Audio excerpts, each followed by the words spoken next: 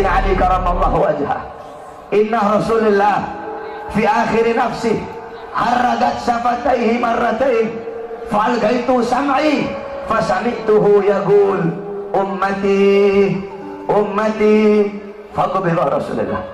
Sayyidina Ali berkata, Nabi Muhammad pada saat detik-detik terakhir nafasnya, aku melihat bibir beliau menggerakkan dengan 2 kali gerakan.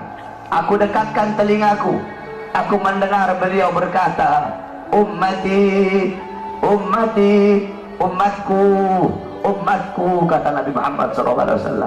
Bahkan pada saat detik-detik terakhir nafasnya, Nabi Muhammad masih memikirkan kalian sebagai umat.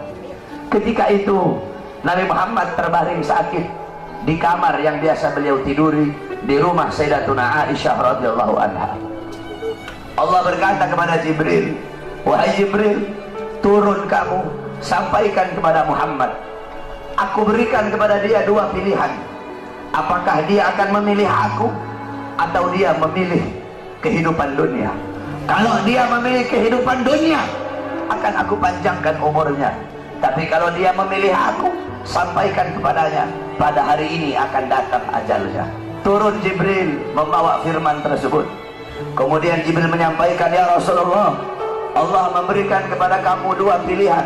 Apakah engkau memilih Allah atau memilih dunia?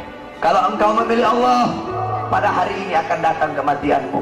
Kalau kamu memilih dunia, Allah panjangkan umurmu. Apa kata Nabi Muhammad? Wahai Jibril, sudah tentu aku lebih memilih Allah. Bagiku kehidupan sebenarnya bukan dunia, kehidupan sebenarnya kematianku. Engkau adalah manusia yang pertama kali akan menyusulku. Setelah kematianku nanti kelak, engkau adalah manusia yang pertama kali masuk surga setelah aku. Siti Fatimah mengusap air matanya. Datang Israel berdiri di hadapan Nabi Muhammad. Israel berkata, ya Rasulullah, dengan segala kerendahan hatiku, aku datang kemari untuk mencabut nyawamu atas perintah Allah. Aku izin dulu kepadamu, apakah engkau mau dicabut nyawa? Kalau engkau mau, aku cabut. Kalau engkau tidak mau, aku kembali kepada Allah Subhanahu wa ta'ala. Nabi Muhammad berkata, ya Jibril, wahai Jibril, aku belum puas meninggalkan umatku kalau belum diberi jaminan oleh Allah Subhanahu wa ta'ala. Nabi Muhammad masih memikirkan nasib kita sebagai umat. Nabi Muhammad pergi menghadap apa? Jibril pergi menghadap Allah. Jibril berkata, ya Allah, kekasihmu Rasulullah meminta jaminan untuk umatnya. Apa kata Jibril? Ya Rasulullah, ya Allah, kekasihmu meminta jaminan untuk umatnya.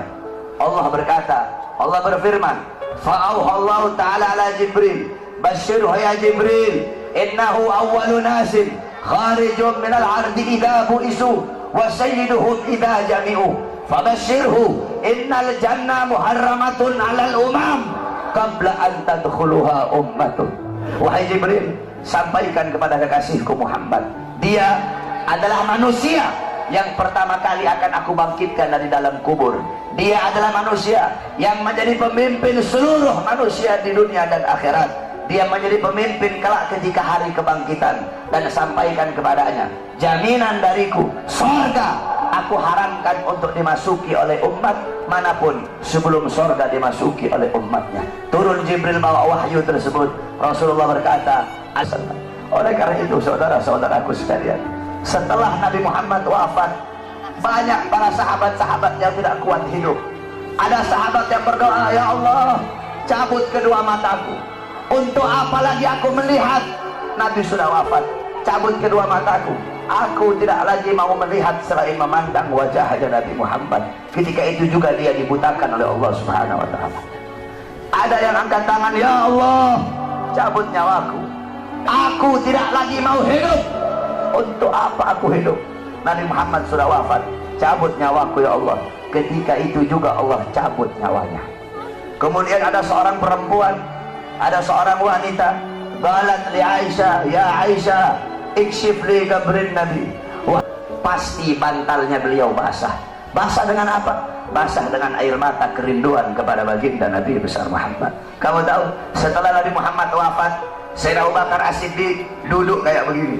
Beliau duduk di pojokan sambil begini, sambil beliau bilang, andaikan Rasulullah ada di sampingku, andaikan Rasulullah ada di sisiku, sungguh aku merindukan sosok baginda Nabi besar Muhammad.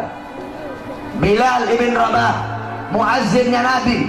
Setelah Nabi wafat, Bilal pergi pindah, nggak mau lagi beliau tinggal di Madinah. Kenapa? Tidak kuat teringat kenangan bersama baginda Nabi besar Muhammad. Selama 2 tahun Bilal pindah ke Syam. Umar memerintahkan aku tidak mau. Kalau kalian yang perintahkan, aku tidak bisa menolak. Karena kalau aku tolak, aku takut kelak di hadapan kakek kalian tidak bisa menjawab apa-apa. Aku takut tidak mendapatkan perhatian. Aku takut tidak mendapatkan syafaat dari kakek kalian. Naik Bilal di tempat yang biasa beliau azan. Bilal mengumandangkan azan.